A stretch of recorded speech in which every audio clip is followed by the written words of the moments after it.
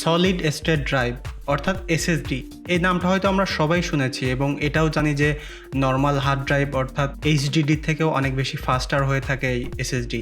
But ঝামেলাটা তখনই হয় যখন আমরা শুনি যে M.2, 2280, 226043, তারপরে PCLE, NVMe, এই ব্যাপারগুলো তখন আমাদেরকে একটা কনফিউশন তৈরি করে যে এসএসডিতে আসলে কোনটা কি বা আমি কোনটা কিনবো, আমার পিসিতে কোনটা সাপোর্ট করবে। তো আজকের ভিডিওতে আমি এসএসডি কত প্রকার, কোনটার ইন্টারফেস কি, ফর্ম ফ্যাক্টর কতগুলো, A to Z ডিটেইল আপনাদেরকে এক্সপ্লেইন করব। ভিডিওটা যদি আপনি সম্পূর্ণ মনোযোগ সহকারে দেখেন তাহলে এসএসডি সম্পর্কে আপনার একটা ক্লিয়ার আন্ডারস্ট্যান্ডিং হবে এবং আপনি আপনার পিসি যদি নতুন করে কিনতে যান বা ল্যাপটপ কিনতে যান তাহলে আপনি আপনার জন্য পারফেক্ট চয়েসটা আপনি করতে পারবেন। আবার আপনি যদি আপনার পিসি থাকে অলরেডি আপগ্রেড করতে চান তাহলে আপনি সঠিকটা আপনার জন্য বেছে নিতে পারবেন যে কোনটা আপনার পিসিতে সাপোর্ট করবে এবং কোনটা আপনি সর্বোচ্চ স্পিডটা পেতে পারেন। আমরা নর্মালি এর আগে থেকে যখন কম্পিউটার ইউজ করতাম তখন থেকেই কিন্তু আমাদের ফাইলসগুলো, ডেটাগুলো সেভ করার জন্য আমরা যে ট্রেডিশনাল বা মেকানিক্যাল হার্ড ড্রাইভ বলে থাকি, যে হার্ড ডিস্ক ড্রাইভ, সেটা কিন্তু দুই ধরনের হয়ে থাকে। একটা হলো ডেস্কটপের জন্য যেটা 3.5 ইঞ্চ, আর একটা ল্যাপটপের ভার্সন যেটা একটু ছোট হয়ে থাকে অর্থাৎ 2.5 ইঞ্চ। এই দুইটা ভেরিয়েশনে কিন্তু আমরা হার্ড ড্রাইভ দেখে অভ্যস্ত, কিন্তু বর্তমান সময়ে অর্থাৎ 5-7 বছর থেকে আমরা দেখতে পাই যে এসএসডি নামে একটা নতুন ড্রাইভ আসলো মার্কেটে। 2010 সাল থেকে মূলত এসএসডির দাম কমতে থাকে এবং তখন থেকে মানুষ কনজিউমার কম্পিউটার ইউজ করতে থাকে। তো এই এসএসডিটা প্রাথমিকভাবে আমরা যেটা দেখতাম যে 2.5 ইঞ্চ অর্থাৎ আমাদের যে আগের ট্রেডিশনাল যে ল্যাপটপের যে সাইজ, এই সাইজের আমরা দেখতে পেতাম। বাট বর্তমান সময়ে কিন্তু এই এসএসডি বিভিন্ন ফর্ম ফ্যাক্টরে এবং বিভিন্ন ইউজার ইন্টারফেসে এসেছে এবং হিউজ পরিমাণে এর স্পিডটা বেড়েছে। যেমন নর্মাল এসএসডি, যেটা আমরা বলে থাকি এসএসডি, যদি নর্মালটাও আপনি ইউজ করেন তাহলে আগের যে মেকানিক্যাল হার্ড ড্রাইভ ছিল তার থেকে প্রায় আপনি 30 টাইমস বেটার পারফরমেন্স পাবেন। অর্থাৎ আগের যে হার্ড ড্রাইভগুলো আমরা ইউজ করি, এখনও আমরা ইউজ করি, সেটাতে রিড রাইট স্পিড সর্বোচ্চ হলে 200 মেগাবাইট করে পেয়ে থাকি। বাট আপনি যদি একটা নর্মাল এসএসডি ইউজ করেন সেক্ষেত্রে কিন্তু আপনি 500 থেকে 600 মেগাবাইট পার সেকেন্ডে ডাটা ট্রান্সফার করতে পারবেন। এসএসডিটা মূলত বর্তমান মার্কেট অনুযায়ী আমরা বিভিন্ন ফর্ম ফ্যাক্টরে পেতে পারি। তার ভিতরে মোস্ট কমন দুইটা ফর্ম ফ্যাক্টর হলো, একটা 2.5 ইঞ্চ আর একটা হলো M.2। তো এই 2.5 ইঞ্চটা হলো আগের যে মেকানিক্যাল হার্ড ড্রাইভ যেটা ছিল 2.5 ইঞ্চ ল্যাপটপের যে সাইজ, সেই সাইজটা। আর M.2 যে ফর্ম ফ্যাক্টর, এই ফর্ম ফ্যাক্টরটা মূলত একটা সম্পূর্ণ নতুন একটা ইন্টারফেসের নতুন একটা ফর্ম ফ্যাক্টর। তো M.2 বিভিন্ন ফর্ম ফ্যাক্টর হয়ে থাকে, বাট আমাদের দেশে আমরা নর্মালি 3 থেকে 4টা বা 5টা আমরা কমনলি দেখে থাকি। তার মধ্যে সব থেকে বেশি আপনি যেটা শুনে থাকবেন সেটা হচ্ছে M.2 2280, বা আপনি এটাও পেতে পারেন যে M.2 2260 বা M.2 2242, আর একটা হয়ে থাকে যে M.2 22110। তো এই যে ফর্ম ফ্যাক্টরগুলো, এটা প্রিটি ইজি যদি আপনি কনসেপ্টটা বুঝেন।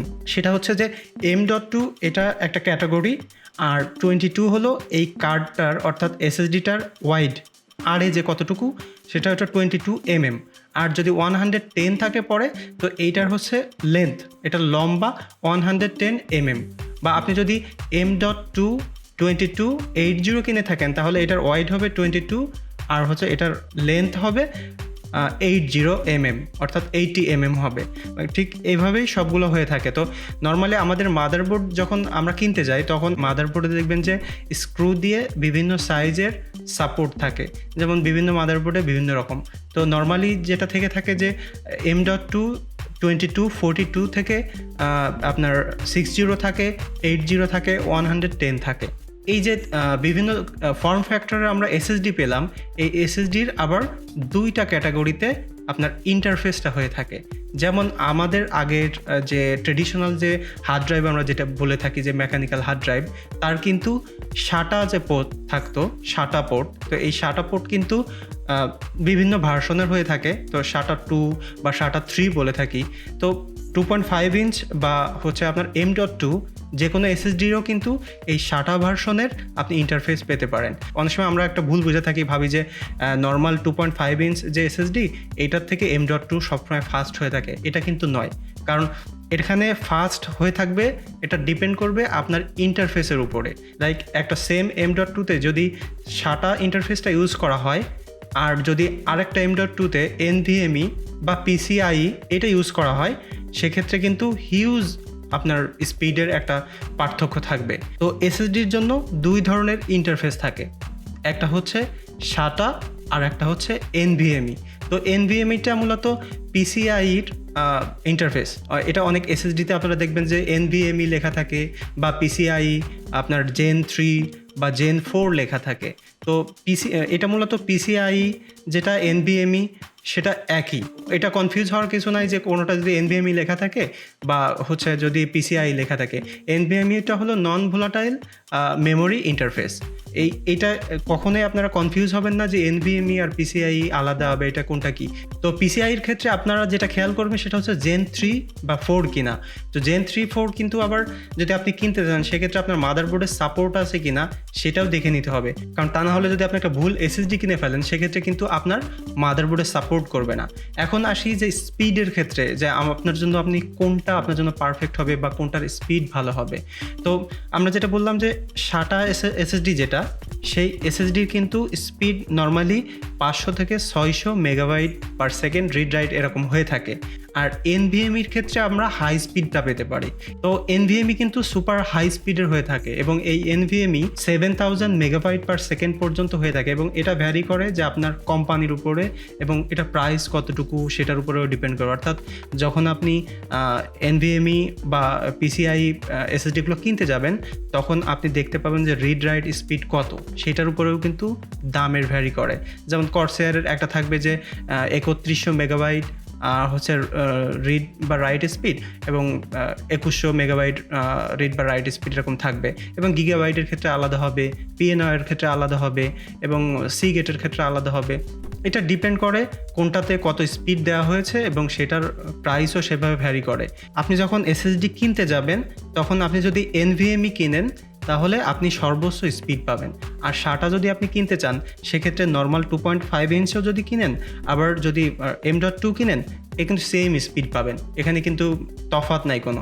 তো সেক্ষেত্রে হয় যে আমরা SATA 2.5টা কখন চুজ করব, যখন যদি আপনার মাদারবোর্ডে M.2 পোর্টটা না থেকে থাকে। যেমন ওল্ডার যেসব ভার্সনের মাদারবোর্ডগুলো সেসবগুলো কিন্তু M.2 পোর্টটা থাকে না। সেক্ষেত্রে যদি আপনি চান যে আপনার কম্পিউটারের স্পিডটা অনেক বাড়াতে চান সেক্ষেত্রে আপনি একটা 2.5 ইঞ্চ SSD কিনে নেবেন। বাট আপনি যদি নতুন পিসি বিল্ড করতে চান সেক্ষেত্রে আপনি খুব কেয়ারফুলি চুজ করবেন যে NVMe সাপোর্ট আছে কি না মাদারবোর্ডটায়, কারণ M.2 থেকে কিন্তু NVMeটাই মেইন আপনি বুস্টটা পাবেন।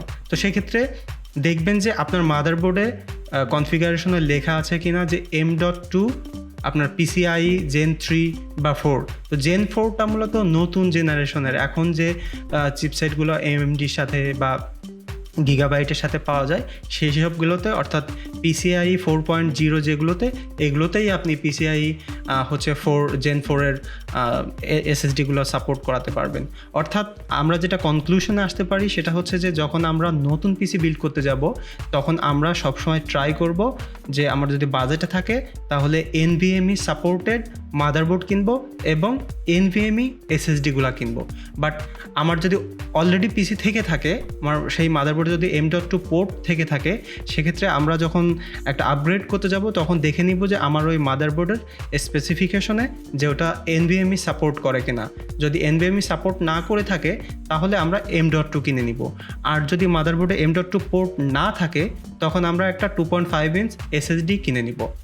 আশা করি সবাই SSD সম্পর্কে একটা ক্লিয়ার আন্ডারস্ট্যান্ডিং পেয়েছেন এবং নতুন করে যখন আপনি পিসি বিল্ড করতে যাবেন তখন আপনি আপনার জন্য রাইট চয়েসটা করতে পারবেন, বা আপনি যদি পিসি অলরেডি আপগ্রেড করতে চান তাহলেও আপনি সহজে ডিসিশনটা নিতে পারবেন। এই ছিল আজকের ভিডিও, দেখা হবে পরবর্তী ভিডিওতে।